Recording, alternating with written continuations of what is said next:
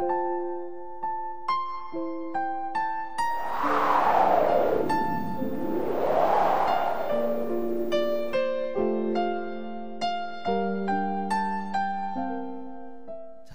2장에서 사도 바울은 예수 그리스도를 통해서 우리에게 주신 하나님의 은혜가 무엇인지를 말씀했습니다. 여러분 좀 생각나시는지 모르겠어요. 에베소서 2장에서 하나님께서 그리스도 예수를 통해서 우리에게 주신 은혜를 이야기했습니다. 어떤 은혜를 이야기했습니까? 4절부터 6절까지를 얼른 컨닝해 보세요. 2장 4절 6절 말씀 보면 죄와 허물로 죽었던 우리를 그리스도와 함께 다시 살리셨고 다시 일으키셨고 다시 하나님의 영광의 보좌에 앉혀주셨다라고 이야기를 했습니다. 또 13절과 14절 말씀해 보면 전에는 멀리 있었던 너희가 예수 그리스도 안에서 그분의 피로 말미암아 가까워졌다라고 이야기를 합니다. 그리고 이제는 둘이 아니고 한 몸 하나가 되었고 원수가 아니라 이제는 하나님과 화목하게 되었다라고 말씀하고 있어요. 자, 이런 은혜를 받은 자로서 또 사도 바울은 에베소서 2장에서 세 가지 삶을 살 것을 우리에게 권면했습니다. 여러분 어떤 삶을 살라고 말씀하셨을까요? 7절 말씀해 보면 은혜의 풍성함을 여러 세대에 나타나는 삶을 살 것을 사도 바울은 권면했고 10절에 보시면 하나님의 창조의 목적대로 선한 일을 행하는 자로 살아갈 것을 말씀했습니다. 또 22절 말씀에서는 하나님의 교회를 아름답게 지어가야 한다. 어떠한 교회로 여러분 어떠한 성전으로 지어가야 한다고 했습니까? 하나님의 거하실 처소가 되게 하기 위해서 함께 지어져 가야 한다라고 말씀을 드렸습니다. 여러분 처음 듣는 것처럼 눈 깜빡깜빡하고 계시는데 제가 분명히 말씀드린 겁니다. 자, 아무튼 사랑하는 성도 여러분, 하나님의 은혜 받은 자로서 할렐루야, 오늘 사도 바울이 권면하는 이 복된 삶을 살아갈 수 있는 저와 여러분이 되기를 주의 이름으로 축원합니다. 자, 오늘 에베소 3장에서 사도 바울이 또 우리에게 강조하는 이야기가 있어요. 그것은 바로 복음의 은총을 우리만 갖고 있는 것이 아니라 여러 사람과 함께 나누어야 한다라는 겁니다. 복음의 은총을 여러분 우리는 누군가에게 전해야 하고 그 복음의 능력을 나누는 일을 위하여 힘써야 한다는 말씀이 여러분 에베소서 3장의 말씀입니다. 에베소서 2장의 말씀이 복음이 내 안에 흘러오는 것에 대해서 이야기를 한다면, 다시 한번요, 에베소 2장이 하나님의 복음이 나에게로 흘러오는 것을 이야기한다면 여러분 이제 에베소 3장의 말씀은 내가 받은 그 복음을 다른 사람들에게 흘려보내는 것, 여러분 그것을 이야기하는 것이 바로 에베소 3장의 이야기입니다. 그래서 저는 에베소 3장 1절로 7절의 말씀의 제목을 복음의 유통이다 이렇게 말씀을 드렸어요. 사랑하는 성도 여러분, 한번 여러분에게 스스로 자문해 보십시오. 하나님이 여러분에게 주신 그 은혜의 복음, 여러분 그 복음을 지금 여러분 누구와 함께 나누고 계십니까? 여러분 그 복음을 지금 누구에게 여러분 흘려보내고 계시나요? 제가 가끔 그런 예화를 드립니다. 이스라엘을 여행하다 보면 세계 어느 나라에서도 볼 수 없는 두 개의 큰 호수가 있는 것을 봅니다. 호수가 너무 크기 때문에 바다라고도 해서 호수니 바다니면 헷갈리기도 한데 그게 뭐냐면 바로 갈릴리 바다와 사해 바다입니다. 재밌는 것은 이 갈릴리 바다나 사해 바다나 똑같이 헬몬산에서 나오는 그 물줄기가 흐르는 강이라는 거예요. 그런데 여러분 이 두 강은 너무나 다릅니다. 갈릴리 바다는 고기들이 많이 있어요. 그리고 그 주변에는 아주 푸른 초원들을 형성하고 있습니다. 근데 사해 바다는 여러분 말 그대로 생물이 살 수 없는 죽은 바다가 되어버렸습니다. 갈릴리가 생명의 바다라면 바로 이 사해 바다는 말 그대로 죽음의 바다가 됩니다. 왜 여러분 그런 일들이 일어났을까요? 똑같은 물줄기에 흐르는 강인데 왜 이렇게 아주 천지 차이에 그러한 강이 형성이 되었을까요? 갈릴리 바다는 생명의 바다라고 할 수 있는 이 갈릴리 바다는 헬몬산에서부터 내려오는 물을 받아서 그 물을 계속 요단강으로 내려보내게 됩니다. 자꾸 흘러보내는 거예요. 흘러보내는 겁니다. 그런데 여러분 사해 바다는요, 물을 다른 곳으로 흘려보내지 못합니다. 어떤 지형적인 어떤 영향이 있기 때문에 물을 다른 곳으로 흘려보낼 수가 없어요. 다른 차이가 없습니다. 갈릴리 바다는 흘려보낼 수 있고 사해 바다는 흘려보낼 수가 없다라는 거예요. 여러분 그 하나의 이유 때문에 이 갈릴리 바다는 생명의 바다가 되었고 흘러보내지 못했던 죽은 바다 사해 바다는 말 그대로 죽은 바다가 되었다는 것입니다. 여러분 복음도 마찬가지라는 거예요. 우리가 여러분 하나님께서 오늘 우리에게 주신 이 복음을 오늘 우리가 누군가에게 흘러보내지 못한다면 그 복음은 그 복음의 힘과 능력을 잃어버려서 말 그대로 죽은 복음이 된다는 것입니다. 하지만 여러분 그 복음을 이제 여러분이 누군가에게 흘려보낼 수 있다면, 누군가에게 그 복음을 전달해 줄 수 있다면 그 복음은 더 큰 능력을 만드는, 더 큰 기적을 만드는 놀라운 하나님의 능력이 될 줄로 믿습니다. 여러분 그래서 복음의 유통이 필요한 거예요. 여러분이 받은 그 복음을 다른 사람에게 나눠주고 그 복음이 또 다른 사람에게 전달될 때마다 거기에 여러분 복음의 힘과 능력이 증가가 되는 것입니다. 그래서 여러분 그 복음이 심겨지는 곳에 놀라운 하나님의 역사들이, 놀라운 하나님의 기적들이 일어나게 되는 줄로 믿습니다.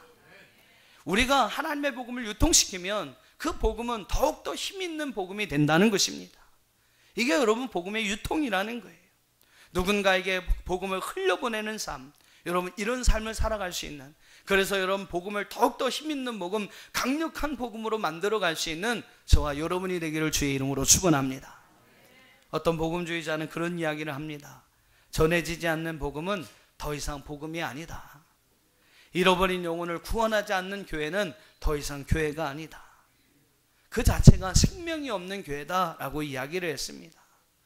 여러분 이 말의 의미는요, 교회의 가치는 복음으로 생명을 구원하는 것에 있다라는 것이죠. 또 그 복음을 세상 가운데 전하여 세상에 죽어가는 많은 영혼들을 구원하는 것에 있다라는 겁니다. 여러분 교회는요 유람선이 아닙니다. 그냥 이렇게 우리가 탁 타고 지금 야 좋다, 평안하다, 교회가 안정되고 교회가 평안하니까 우리 가정도 평안하고 좋다, 뭐 여러 가지 문제가 없고 다른 교회 가니까 막 시끌시끌하고 난리 나는데 우리 교회는 그냥 평안해서 좋다.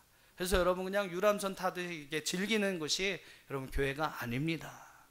교회는요 생명을 구원하는 구조선이 되어야 합니다. 정말로 우리 남천한 교회가 믿음을 세상 가운데 유통시키는 하나님의 교회, 정말로 많은 죽어가는 영혼들을 그들의 생명을 건져내는 구조선 같은 그러한 교회가 되기를 주의 이름으로 축원합니다.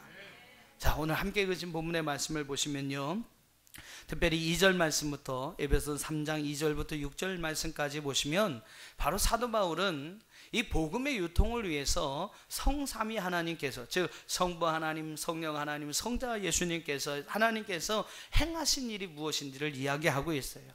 즉 복음이, 바울에게 허락하여 주신 하나님의 그 복음이 에베소 교회 성도들에게 어떻게 흘러갔는지를 이야기하고 있습니다. 그때 여러분 바울이 쓰는 방법이 뭐냐면 바로 삼위일체 하나님에 관한 것입니다. 자, 이런 방법은 앞에 1장에서도 여러분 쓰여졌죠. 1장 3절로 14절까지 말씀 보면 하나님의 구원을 위해서, 그렇죠? 하나님께서 하나님의 구원을 우리에게 주시기 위해서 삼위일체 하나님을 통해서 행하신 일이 무엇인지를 이미 사도 바울은 한번 이야기했습니다. 그리고 이제 에베소 3장의 말씀에서 2절부터 4절 말씀까지는 삼위일체 사역을 통해서 하나님이 어떻게 복음을 유통시키셨는지, 바울을 통해서 어떻게 하나님의 복음을 에베소 교회 성도들에게 전달하게, 흘러가게 하셨는지를 이야기하고 있어요. 자, 한번 1장으로 여러분 돌아가 보세요. 자, 한번 여러분 머릿속에 한번 생각해 보십시오. 예, 뭐 머릿속에 안 남아 계시면 얼른 컨닝하셔도 되고요. 에베소 1장 3절 말씀부터 14절 보면 우리의 구원을 위해서 삼위일체 하나님이 행하신 일을 바울이 이야기했습니다. 자, 성부 하나님께서 어떤 일을 하셨다고 말씀했습니까? 1장 4절로 6절 말씀을 보시면요, 우리를 택하셨다 그랬습니다. 하나님을 통해서 오늘 우리를 택하여 주신 하나님의 은혜가 우리 가운데 있었다라고 이야기를 합니다. 두 번째는 7절로 12절 말씀 보면 성자 예수 그리스도를 통해서 우리에게 주신 하나님의 은혜를 이야기합니다. 그 은혜가 여러분 무엇입니까? 예, 제가 얘기하고 제가 대답 다 하죠. 예, 제사함의 은혜를 받게 되죠. 그리스도 예수를 통해서 우리의 모든 죄를 사해 주시는 하나님의 은혜를 주셨다라고 이야기를 합니다. 또 13절과 14절에 보면 성령을 통해서 우리에게 주신 은혜가 있다고 그랬습니다. 그게 무엇입니까? 그렇죠, 인치심. 바로 우리를 하나님의 소유, 인치셔서 하나님의 것이 되게 하셨다라는 겁니다. 이미 사도 바울은요, 삼위일체 하나님을 통해서 하나님의 구원이 우리에게 어떻게 이루어졌는지를 이야기하고 있고, 오늘 에베소 3장 2절로 6절 말씀에서는 바로 삼위일체 그 하나님의 사역을 통해서 하나님의 복음이 어떻게 유통되었는지를 우리에게 말씀하고 있어요. 그래서 저는 오늘 그 세 가지를 여러분과 함께 살펴보면서 은혜를 나누고자 합니다. 복음의 유통을 위해서 성삼위일체, 삼위일체 하나님께서 어떻게 일하셨는가?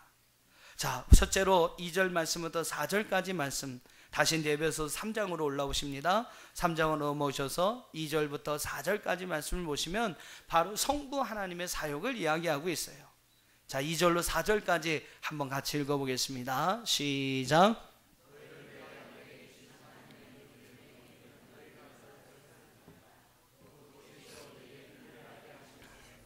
내가 먼저 간단히 기록함과 같으니 그것을 읽으면 내가 그리스도의 비밀을 깨달은 것을 너희가 알 수 있으리라.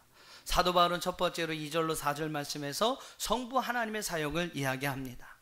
바울은 복음을 너희를 위하여 내게 주신 하나님의 은혜의 경륜이라는 표현을 사용하고 있어요.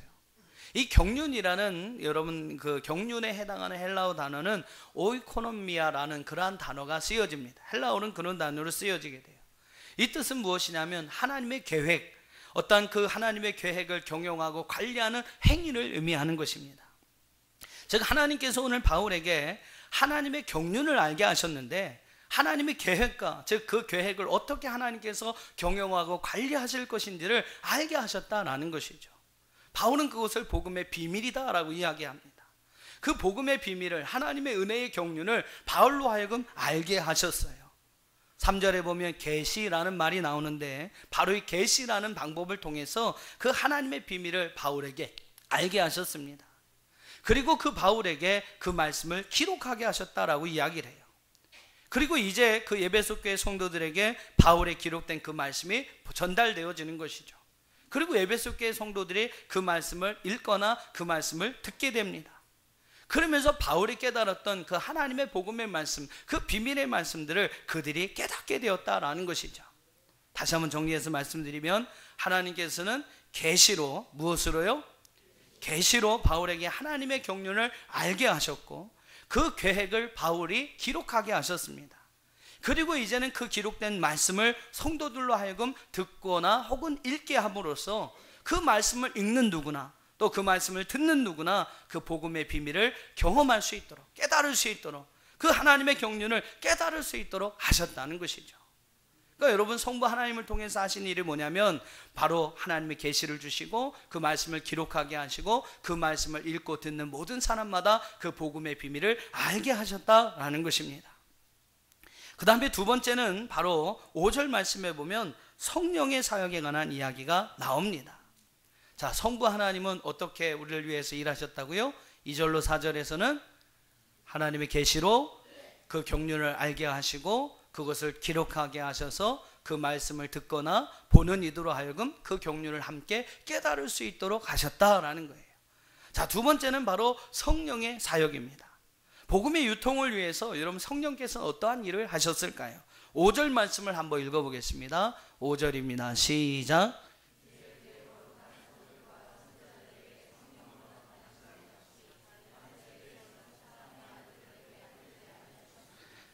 자, 복음의 비밀은요, 사도들과 선지자들 이전에는 누구에게도 알려지지 않은 진리, 알려지지 않은 비밀이었다라고 성경은 말씀합니다. 사도들과 여러분 선지자들 이전에는요, 이 복음의 비밀은 감춰졌다라는 거예요. 드러나지 않았다라는 겁니다.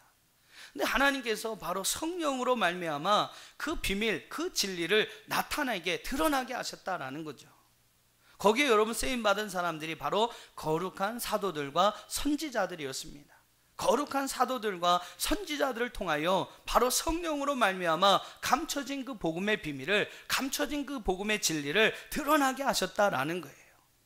또 여러분 5절 말씀 하반절 말씀에 보면 사람의 아들들에게 알리지 아니하였다라는 말씀이 나오고 있습니다. 여러분 이 말씀은 무슨 이야기냐면 복음의 비밀은요, 사람의 이성으로는 알 수 없다라는 겁니다. 사람의 어떤 마음으로는, 어떤 육성을 가진, 육체의 마음을 가진 그 사람의 마음으로는, 사람의 이성과 사람의 지식으로는 그 복음의 비밀을 알 수 있는 길이 없다라는 거예요. 우리가 육체의 몸을 입고 살아가는 우리들은요, 영적 세계의 원리, 영적 세계의 그 복음의 진리들을 이해할 수 없다라는 것입니다. 그런데 여러분, 하나님께서 오늘 우리에게 성령을 보내주셔서 바로 그 성령을 통해서 그 복음을, 그 진리를 드러내게 하셨다. 다음 세대 가운데 나타나게 하셨다라고 이야기를 합니다. 즉 오늘 우리는 바로 성령의 역사하심, 오늘 성령이 함께 하신 은혜를 통하여 오늘 영적인 세계 가운데 감춰진 이 비밀, 이 복음의 비밀들을 깨달을 수 있게 되었다라는 것입니다. 비로소 여러분 성령의 은혜를 통해서 우리가 이와 같은 은혜를 깨닫게 되었다라는 거예요. 하나님께서 오늘 우리 인간을 창조하실 때 흙으로 우리 육체를 빚으셨습니다. 그리고 여러분 하나님이 창조하신 창조물 중에 유일하게 오늘 우리 인간에게만 부어주신 게 있어요. 그 여러분 무엇입니까? 그게 무엇입니까? 생기라고 성경은 말씀하고 있어요. 흙으로 우리 인간을 빚으시고 어디에다 생기를 넣어주셨어요? 코에다가. 왜 콧구멍에다 넣었는지 잘 모르겠습니다. 코에다가 우리의 생기를 부어넣어서 사람이 생명이 되었다라고 말씀하고 있습니다. 살아있는 영적인 존재가 되었다라고 이야기를 해요. 하나님은 오직 우리 모든 생명체 가운데 인간에게만 그 생기를 부어넣어서 살아있는 영이 되게 하셨습니다. 그리고 바로 그 영으로 인간과 함께 교제하기를 원하셨던 것이죠. 오늘 우리가 예배에 나와서 하나님을 예배하는데 예배할 때에도 우리가 영으로 하나님을 예배하는, 신령과 진정으로 하나님을 예배한다 이렇게 여러분 표현하지 않습니까? 영으로 하나님을 예배하는 이유가 바로 여기에 있는 것이죠. 하나님이 영이시기 때문에 우리가 영으로 하나님과 교통할 수 있는 길이 열릴 수 있는 거예요. 근데 여러분 이전까지는 오늘 우리가 이 영으로 하나님과의 교통하는, 교제하는 그 관계가 끊어졌습니다. 그래서 영적 세계의 어떤 비밀들을 우리가 알고 싶어도 알 길이 없었다는 거죠. 근데 하나님께서 무엇을 보내주셨어요? 성령을 오늘 우리에게 보내주셔서 그 성령으로 하여금 이 영적인 모든 숨겨진 복음의 진리들을 드러내게, 나타나게, 깨달을 수 있게 하셨다는 것입니다. 사랑하는 성도 여러분, 성령의 충만함을 받으셔서 오늘 하나님의 영적인 모든 비밀들을 깨닫게 되고 알게 되는 귀한 은혜가 저와 여러분 가운데 있기를 주의 이름으로 축원합니다. 세 번째로 6절 말씀에 보면요, 성자의 사역에 대해서 이야기를 합니다. 성자 예수 그리스도를 통해서 어떠한 사역을 행하셨는가. 자, 6절을 한번 읽어보겠습니다. 자, 혹시 옆에 또 주무시는 분 계시면 좀 깨우실 수 있게 큰 소리를 한번 읽어주세요. 6절 시작.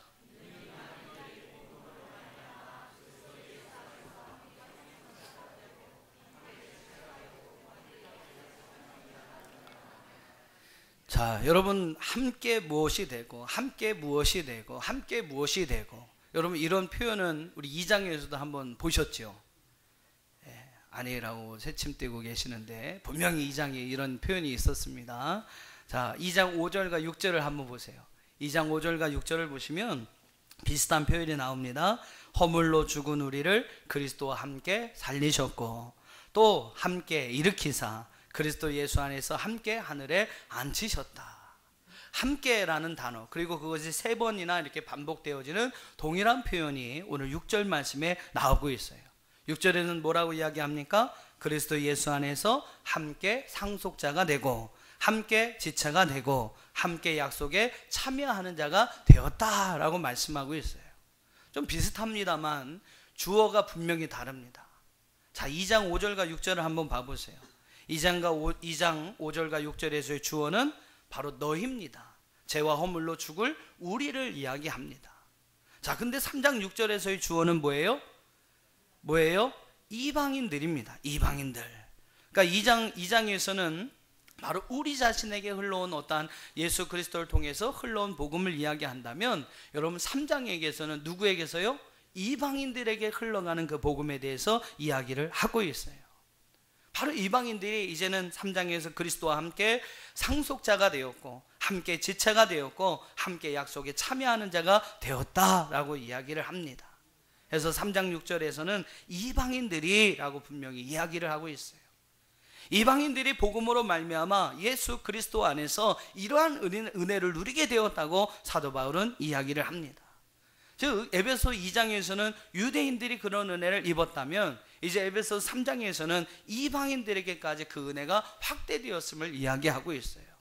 바로 여러분 예수 그리스도를 통해서 이렇게 복음의 영역이 확대되었다는 거죠.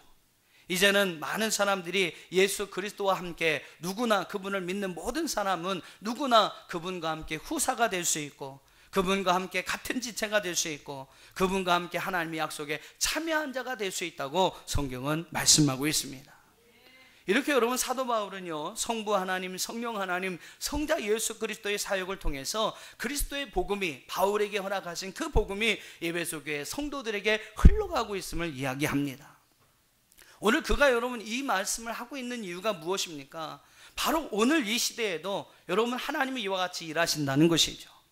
하나님의 복음의 유통을 위해서 하나님이 이렇게 성삼위일체 하나님께서 바로 그 복음의 유통을 위해서 지금도 일하고 계신다는 사실을 사도 바울은 우리에게 말씀하고자 하는 것입니다.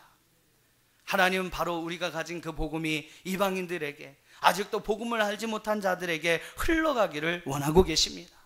그래서 앞에서 말씀드린 것처럼 우리가 가진 그 복음이 죽은 복음, 힘과 능력을 잃어버리는 복음이 아니라 더욱더 강력한 힘과 더욱더 강력한 능력을 가진 그런 하나님의 복음이 되기를 하나님은 원하신다라는 것이죠.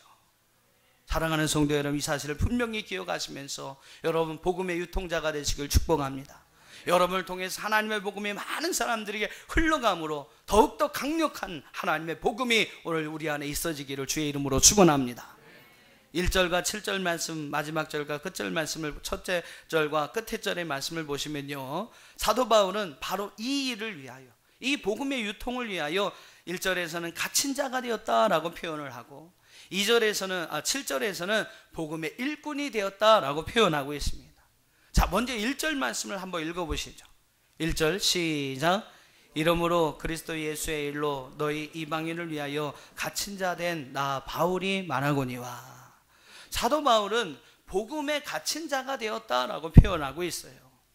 이것은 두 가지 의미가 있을 것입니다. 하나는 문자 그대로 복음 때문에 지금 사도 바울이 감옥에 갇혀 있잖아요. 에베소서는 여러분이 아시는 것처럼 옥중서신입니다. 바울이 로마의 감옥에 갇혀 있을 때 기록한 옥중서신이에요. 말 그대로 바울은 복음 때문에 로마의 감옥에 지금 투옥되어 있는 것입니다. 갇혀 있는 신세가 되었던 거예요.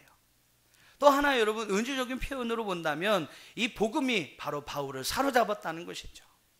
바울은요, 복음 때문에 자기의 모든 것을 배설물로 여기고 버렸던 사람입니다. 그가 가지고 있는 혈통, 그가 가지고 있는 신분, 그가 가지고 있는 지식, 그가 가지고 있는 모든 것을 바로 여러분 이 복음 때문에 배설물로 버렸던 사람이 바로 여러분 사도 바울이었습니다. 그는 여러분 복음에 사로잡힌 자였다라는 것이죠. 사랑하는 성도 여러분, 여러분은 무엇에 사로잡혀 살아가고 있습니까? 이 땅에 수많은 사람들은 자기들이 나름대로 붙들고 살아가는 것이 있어요. 삶의 우선순위에 두는 게 있습니다. 자기 인생 가운데 가치로 두고 살아가는 것들이 있습니다. 무엇인가를 여러분 꼭 붙들고 살아가는 것이 바로 우리 인간의 모습이에요. 어떤 사람은 물질에 사로잡혀서 물질을 붙들고 살아가는 사람이 있고, 건강에 사로잡혀 살아가는 사람이 있습니다. 명예와 권위에 사로잡혀 살아가는 사람이 있고, 지식에 사로잡히는 자가 있고요. 어떤 사람은 잠에, 게으름에, 어떤 사람은 음란에 사로잡혀 살아가는 사람이 있습니다. 자신이 둔 가치가 무엇이냐에 따라, 자신이 둔 삶의 우선순위를 따라 그것에 여러분 사로잡혀서 살아가는 것이 바로 여러분 우리의 삶이라는 것이죠.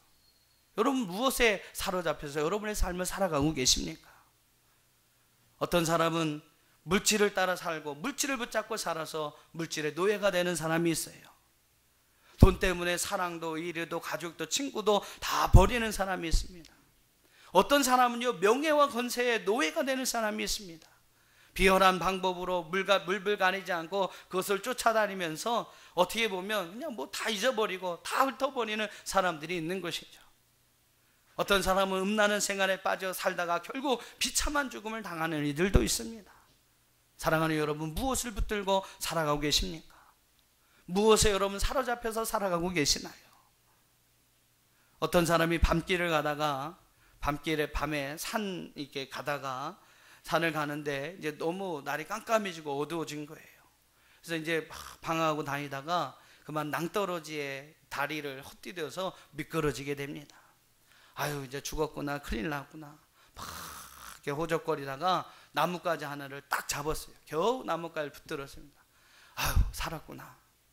근데 이거를 계속 붙들고 있어야 되는 게 여러분 얼마나 힘든 일이겠어요. 그래서 이게 손에 힘이 점점 빠지기 시작합니다. 마지막으로 그가 하나님 앞에 기도해요. 하나님, 저 좀 살려주세요. 하나님, 저 좀 살려주세요.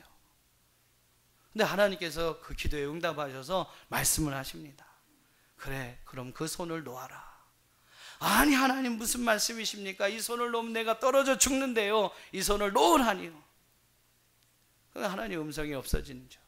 나뭇가지에 대롱대롱 매달려서 야 이제 큰일 났다. 이렇게 기도하면 하나님이 좀 이렇게 밧줄이로 착 내려주셔서 자기를 건져줄 거 생각했는데 손을 놓으라니 이게 무슨 말입니까? 하나님이 좀 야속하게도 생각해서 그렇고 있는데 이거 잘못하면 죽게 생겼으니까 또 할 수 없어요. 또 하나님께 기도합니다. 하나님 도와주실 것을 믿습니다. 근데 하나님께서 또 응답하시는 거예요. 그래 내가 너를 도와줄게. 그 나뭇가지를 잡고 있는 그 손을 놓아라. 에이 하나님 이걸 놓으면 전 죽는다니까요. 절대 못 나요. 절대 못 나요. 결국 여러분 그 사람 밤새도록 그걸 붙들고 이제 기진맥진된 상태에 있었습니다. 나뭇가지를 붙들고 그래도 어떻게 살려보려고 했는데 방법이 없었던 거예요. 그래서 여러분 밤을 꼬박 지새우고 이제 날이 새게 됩니다. 이제 해가 뉘어 떠오르는데 이제는 더 이상 버틸 힘이 없는 거예요. 이제는 죽었구나 생각하고 자기 낭떠러지 아래를 딱 쳐다봤습니다. 근데 이게 웬일입니까? 이게 웬일입니까? 자기가 서 있는 데서 그 바닥이요 30cm도 안 되는 거예요. 30cm도 안 되는 겁니다. 가지를 이제 딱 놓고 그제서야 손을 놓고 바닥에 서서 하늘을 향해 손가락질을 하며 하나님께 불평을 합니다. 아니 하나님 바로 아래가 땅바닥이잖아요. 땅바닥이잖아요. 그래 그래서 내가 너에게 손을 놓으라고 몇 번을 얘기하지 않았느냐. 여러분 오늘 우리의 모습이 아닐까 생각해 봅니다. 그것을 놓으면 죽는 줄 아는 거예요. 아닌데요. 그거보다 더 귀한 것이 있고 그거보다 여러분 더 생명과 같은 것이 있는데 그것을 놓지 못하는 겁니다. 지금보다 더 평안한 것이 있고 지금보다 우리에게 더 축복이 되는 것이 있는데 지금 붙들고 있는 그것을 놓지 못하는 거예요. 그것을 놓으면 큰일 나는지 아는 겁니다. 그것보다 더 좋은 것을 하나님이 우리를 위하여 예비하시는데 그것을 놓으라고 말씀하시는데 하나님 그거 놓으면 내가 죽는데요. 그거 놓으면 내가 큰일 나는데요. 그러면서 여러분 붙들고 있는 거예요. 하지만 하나님은 그것을 놓기를 원하십니다. 그것보다 더 소중하고 더 귀한 것이 분명히 있기에 하나님 그것을 놓기를 원하신다는 거예요. 하나님이 우리를 위해 준비한 더 소중한 것, 더 우리의 미래와 희망이 되고 소망이 되는 것이 있기 때문에 하나님이 이제는 그거를 놓으라고 우리에게 말씀하시는 것입니다. 사도 바울은 그 비밀을 알았던 사람이죠. 그래서 그는 자기의 신분, 지식, 혈통, 자기가 가진 지식 그 어떤 것보다도 바로 이 복음이 소중하다는 그 비밀을 알았습니다. 그래서 그는 모든 것을 다 버리고요. 모든 것을 다 버리고 복음에 사로잡힌 자, 복음에 갇힌 자가 되기를 스스로 자청했다라는 것입니다. 오늘 저와 여러분도 이 바울처럼 정말로 귀하고 소중한 것, 그것을 붙들며 살아갈 수 있는 저와 여러분이 되기를 주의 이름으로 축원합니다. 또 7절 말씀을 한번 보세요. 7절 말씀에 보면 바울은 이 복음의 일꾼이 되었다라고 이야기를 합니다. 7절 읽어보겠습니다. 시작.